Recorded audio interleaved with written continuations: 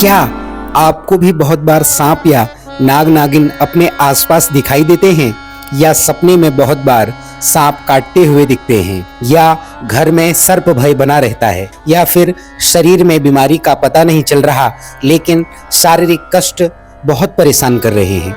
परिवार के सभी सदस्य आर्थिक, मानसिक या शारीरिक रूप से परेशान ही हैं, या फिर इस प्रकार की अनेक परेशानियां हैं। यदि आप इनसे परेशान हैं तो आपको यह जानना चाहिए कहीं आपकी जन्म कुंडली में काल सर्प योग या पितृ दोष तो नहीं, जिस कारण आप अज्ञात कारणों से असहाय हो कष्टों में घिर गए हैं। तो दर्शकों, आप सभी ने पिछले भाग में काल सर्प या पितृ दोष के परिचय के विषय में जाना। आज उसी संदर्भ में मुख्य काल सर्प योगों के विषय में जानेंगे जिनसे आप अत्यधिक प्रभावित होते हैं, तथा काल सर्प योग या पितृदोष के कुछ सरल उपाय जिन्हें कर लेने से धीरे धीरे आपसे सभी कष्ट दूर हो जाते हैं। वीडियो को पूर्ण देखें। वीडियो में शास्त्रीय दृष्टि से प्रमाणित उपायों को, जप मंत्र, नाग नाम स्तोत्र कथा, काल सर्प दोष शांति की पूजा विधि, काल सर्प दोष की पूजा कहाँ करें, कैसे करें सहित अनेकों महत्वपूर्ण उपायों को भी प्रस्तुत किया गया है। अतः चैनल पर नए हो तो सब्सक्राइब अवश्य करें। जानकारी अच्छी लगी हो तो सभी के साथ में शेयर करें। आइए अब जानेंगे काल सर्प योग के प्रकार एवं उनका जीवन में प्रभाव। ज्योतिष शास्त्र में 12 राशियां हैं। इनके आधार पर 12 लग्न होते हैं और एक विशिष्ट शोध से यह ज्ञात हुआ कि इनके विविध योगों के आधार पर कुल 288 प्रकार के काल सर्प योग निर्मित हो सकते हैं। प्रमुख रूप से भाव के आधार पर काल सर्प योग 12 प्रकार के होते हैं, जिनके नाम एवं प्रभाव इस प्रकार हैं। जिस प्रकार पिछले वीडियो में हमने श्रवण किया, राहु से केतु तक बनने वाले काल सर्प योग को ही प्रभावी माना जाता है, जिसे उदित गोलार्ध काल सर्प योग कहा जाता है, तथा केतु से राहु की ओर बनने वाले काल सर्प योग को विशेष भयावह नहीं माना जाता। सर्वप्रथम जानेंगे अनंत काल सर्प योग के बारे में। लग्न से सप्तम भाव तक बनने वाले इस योग को अनंत काल सर्प योग कहा जाता है। इसमें लग्न से सप्तम स्थान तक राहु के वाम भाग में सभी ग्रह एकत्र रहते हैं। इस योग के कारण जातक को मानसिक अशांति, जीवन की अस्थिरता, कपट बुद्धि, प्रतिष्ठा हानि, वैवाहिक जीवन का दुखमय होना इत्यादि प्रभाव देखने को मिलते हैं। जातक को आगे बढ़ने के लिए काफी संघर्ष करना पड़ता है। ऐसा व्यक्ति निरंतर मानसिक रूप से अशांत रहता है। दूसरा काल सर्प योग है कुलिक काल सर्प योग। द्वितीय स्थान से अष्टम स्थान तक पड़ने वाले इस काल सर्प योग के कारण जातक का स्वास्थ्य प्रभावित रहता है। जीवन में आर्थिक पक्ष को लेकर अत्यंत संघर्ष करना पड़ता है। जातक कर्कश वाणी से युक्त होता है, जिसके कारण कलह की स्थिति तो निर्मित होती ही है, साथ ही वह पारिवारिक विरोध एवं अपयश का भागी भी बनता है। इस योग की तीव्रता के कारण विवाह में विलंब के साथ विच्छेद तक भी हो सकता है। तीसरा काल सर्प योग है वासुकी काल सर्प योग। यह योग तृतीय भाव से लेकर नवम भाव तक बनता है। इसमें पारिवारिक विरोध, भाई बहनों से मनमुटाव, मित्रों से धोखा, भाग्य की प्रतिकूलता या नौकरी में रुकावटें, धर्म के प्रति नास्तिकता, कानूनी या व्यावसायिक रुकावटें आदि बातें देखने को मिलती हैं। जातक धन अवश्य कमाता है, किंतु कोई न कोई बदनामी उसके साथ जुड़ी ही रहती है। उसे यश, पद, प्रतिष्ठा पाने के लिए संघर्ष करना ही पड़ता है। चतुर्थ काल सर्प योग है शंखपाल काल सर्प योग। यह योग चतुर्थ से दसम भाव में निर्मित होता है। इसके प्रभाव से व्यवसाय, नौकरी, विद्याध्ययन इत्यादि पक्षों में रुकावटें आती हैं। घाटे का सामना करना पड़ता है। वाहन एवं भृत्यों तथा कर्मचारियों को लेकर कोई न कोई समस्या हमेशा आती है। आर्थिक स्थिति इतनी अधिक खराब हो जाती है कि दिवालिया होने तक की परिस्थितियां आ सकती हैं।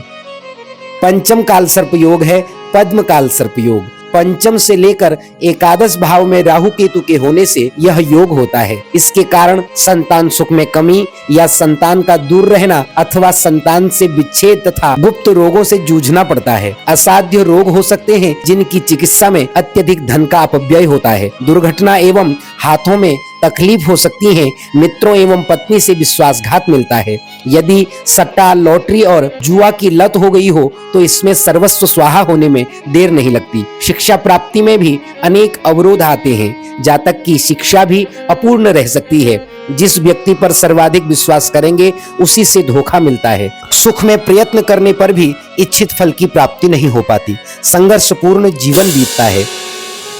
छठा काल सर्प योग है महापद्म काल सर्प योग। छठे भाव में राहु, 12वें भाव में केतु, इनके मध्य अन्य ग्रह हो तो यह योग बनता है। इस योग में पत्नी बिछोह, चरित्र की गिरावट, शत्रुओं से निरंतर पराभव आदि की बातें होती हैं। यात्राओं की अधिकता रहती है, आत्मबल की गिरावट देखने को मिल जाती है। प्रयत्न करने पर भी बीमारी से छुटकारा नहीं मिलता। गुप्त शत्रु निरंतर षड्यंत्र ही करते रहते हैं। सप्तम काल सर्प योग है तक्षक काल सर्प योग। सप्तम भाव से लग्न तक यह योग बनता है। इसमें सर्वाधिक प्रभाव वैवाहिक जीवन एवं संपत्ति के स्थायित्व पर पड़ता है। जातक को शत्रुओं से हमेशा हानि मिलती है और असाध्य रोगों से जूझना पड़ता है। पदोन्नति में निरंतर अवरोध आते हैं। मानसिक परेशानी का कोई न कोई कारण उपस्थित होता रहता है। अष्टम काल सर्प योग है कर्कोटक काल सर्प योग। यह अष्टम भाव से द्वितीय भाव तक कर्कोटक योग होता है। इस योग में जातक रोग और दुर्घटना से कष्ट उठाता है। ऊपरी बाधाएं भी आती हैं। अर्थहानि, व्यापार में नुकसान, नौकरी में परेशानी, अधिकारियों से मनमुटाव, पदावनति, मित्रों से हानि एवं साझेदारी में धोखा मिलता है। रोगों की अधिकता, शल्य क्रिया, जहर का प्रकोप एवं अकाल मृत्यु आदि के भी योग बनते हैं। नवम काल सर्प योग है शंखनाद अथवा शंखचूर्ण काल सर्प योग। यह योग नवम से तृतीय भाव तक निर्मित होता है। यह योग भाग्य को दूषित करता है, व्यापार में हानि एवं पारिवारिक तथा अधिकारियों से मनमुटाव कराता है। फलतः शासन से कार्यों में अवरोध होते हैं। विवाह के सुख में कमी देखने को मिलती है।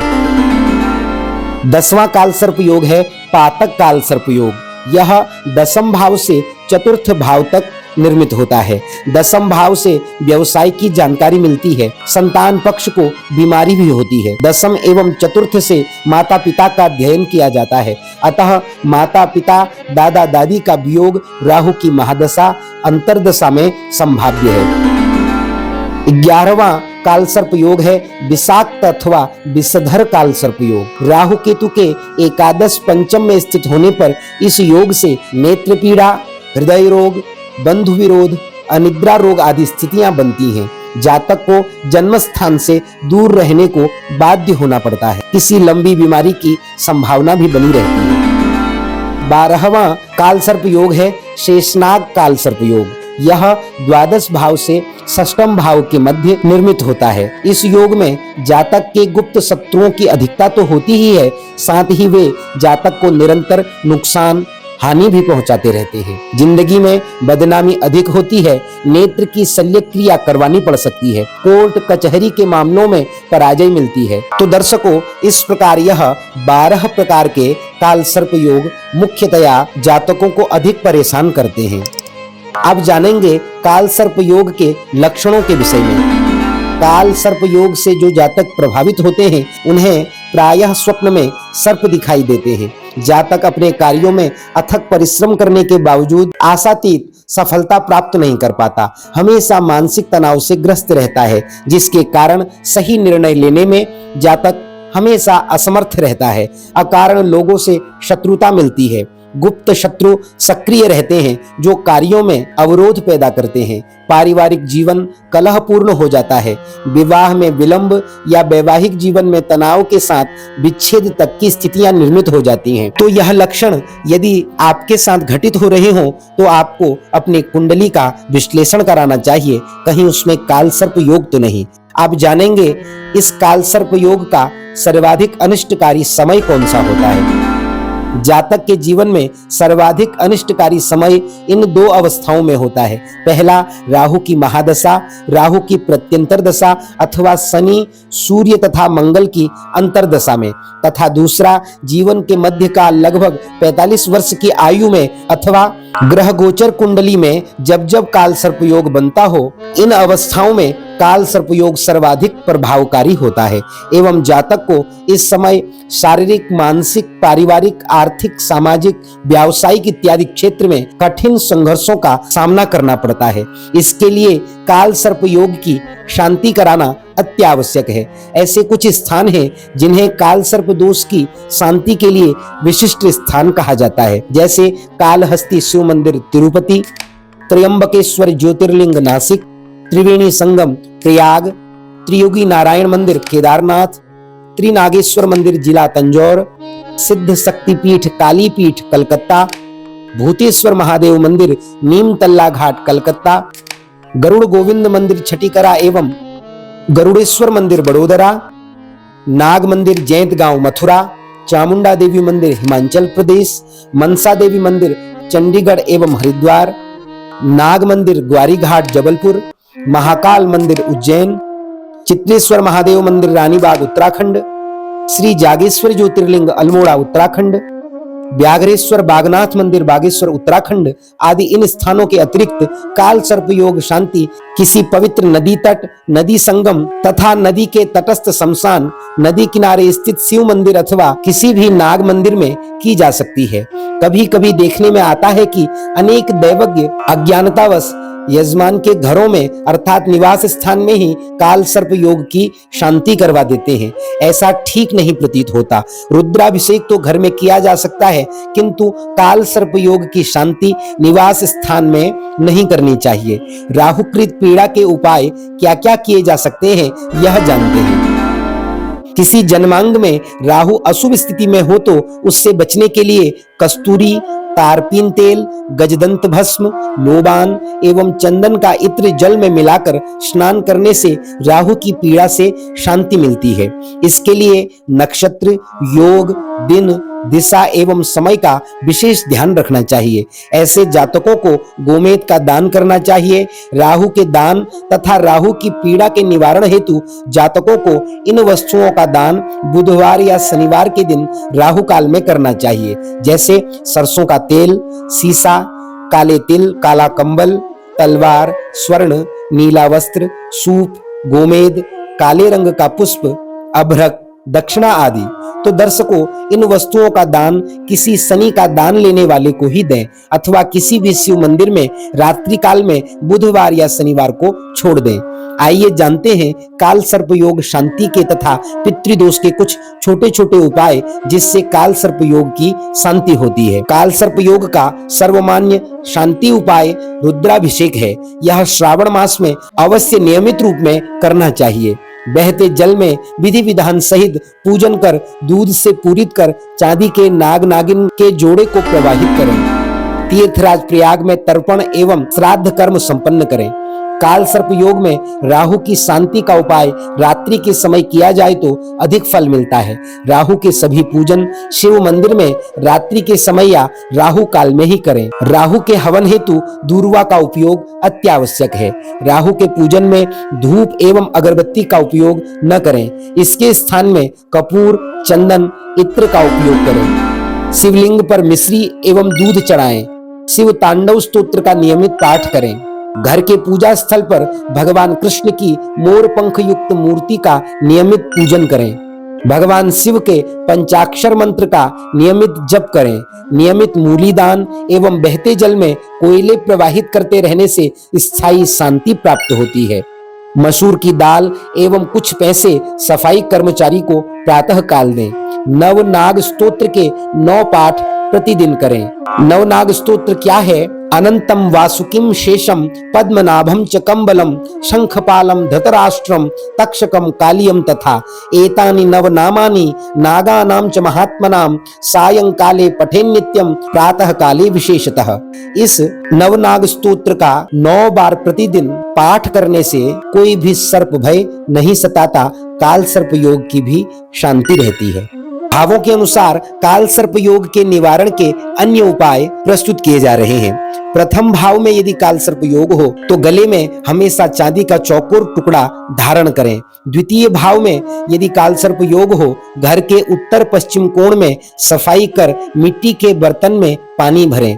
प्रतिदिन पानी बदले हुए पानी को चौराहे में डालें। तृतीय भाव में यदि कालसर्प योग बन रहा हो, अपने जन्मदिन पर गुड़, गेहूं एवं तांबे का दान करें। चतुर्थ भाव में यदि कालसर्प योग बन रहा हो, प्रतिदिन बहते हुए जल में दूध बहाएं। पंचम भाव में यदि कालसर्प योग बनता हो, घर के ईशान कोण में सफेद हाथी की मूर्ति रखें। षष्ठम भाव में यदि कालसर्प योग बने, प्रत्येक माह की पंचमी तिथि को एक नारियल बहते हुए जल में प्रवाहित करें। सप्तम भाव में यदि कालसर्प योग हो, मिट्टी के बर्तन में दूध भरकर निर्जन स्थान में रखाएं। अष्टम भाव में यदि कालसर्प योग बन रहा हो, प्रतिदिन काली गाय को गुड़, रोटी, काले तिल एवं उड़द खिलाएं। नवम भाव में यदि कालसर्प योग बनता हो, शिवरात्रि के दिन 18 नारियल सूर्योदय से सूर्यास्त तक 18 मंदिरों में रखें। यदि 18 मंदिर पास में न हो तो दोबारा उसी क्रम से मंदिरों में दान कर सकते हैं। दसम भाव में यदि कालसर्प योग बन रहा हो, किसी